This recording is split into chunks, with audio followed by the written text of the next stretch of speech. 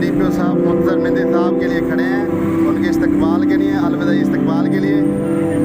वो जा रहे हैं ये यार खान ज़िला छोड़ के, तो ये उनकी मोहब्बत में फूलों के यार लेके रास्ते में खड़े हैं, तो वो आ रहे हैं और उनका खूब इस्तकबाल करने के लिए ये लोग खड़े हैं।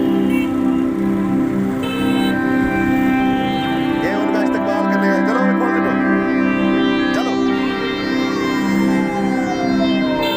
कौन से चलो कौन से ये उनका वालिहाना तरीके से इस्तकबाल कर रहे हैं। ये उनका इख्तितामी इस्तकबाल है उनका, ये डीपीओ साहब की तरफ से खुसूसी तौर पे उनको ये इस्तकबाल किया जा रहा है उनका। ये खुसूसी तौर पे डीपीओ साहब का इस्तकबाल